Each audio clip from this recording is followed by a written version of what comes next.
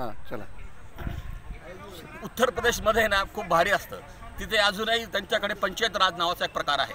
समाजामध्ये जर काही वाद झाले, कोणतेही वाद, प्रॉपर्टी असो, पती पत्नीमधले रिलेशन्स असो, वाद झाले तर त्यांच्या पंचायती पुढे आणल्या जातात. ते डायरेक्ट कोर्टात जात नाही. कोर्टात जाऊन वेळ खर्च होतो, पैसा जातो, मनस्ताप होतो. त्याच्यामुळे काय होतं, उत्तर प्रदेशमधल्या रायपूरमध्ये पंचायतीमध्ये असा एक महत्त्वपूर्ण निर्णय घेण्यात आलेला आहे. हा निर्णय ऐकून आपल्याला कदाचित धक्काही बसेल, कदाचित बराही वाटेल. त्याच्यामध्ये एक पुरुष होता, एकाच गावातले होते ते. त्याचं लग्न 1.5 वर्षापूर्वी झालं होतं. या 1.5 वर्षामध्ये त्याची बायको 10 वेळा घरातून पळून गेली होती. तो वैतागला होता. काय करावं त्याला काही कळत नव्हतं. त्यांनी शोध लावला. त्याचं असं लक्षात आलं की त्याची बायको आहे, तिच्या माहेरच्या एका व्यक्तीवर तिचा प्रेमसंबंध आहे, त्याच्यावरती पळून जाते. मग ही गोष्ट पंचायतीपुढे त्यांनी आणली. पत्नीला पण त्याच्या पंचायतीपुढे आणलं. पत्नीने दोघांना उभं केलं. तो जो प्रियकर होता त्यालाही उभं केलं. पत्नीला विचार, तुला काय करायचं आहे? बघा पुढे तर खूप धक्कादायक गोष्ट. काय केलं?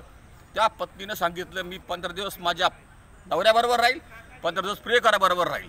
आणि प्रियकराला ती नको होती, कारण ती मॅरिड होती. जर उद्या काही झालं तर काय होणार, पण म्हणून तो नाही म्हणत होता. पण तरी पंचायतीनं महत्त्वपूर्ण निर्णय दिलेला आहे की विवाहित झालेली पत्नी ही तिचे जर प्रियकराबरोबर जरी संबंध होते तरी तिने तिच्या इच्छेनुसार ती यापुढे 15 दिवस पतीबरोबर व 15 दिवस प्रियकराबरोबर राहील. काय करे धक्कादायक गोष्ट. नेक्स्ट.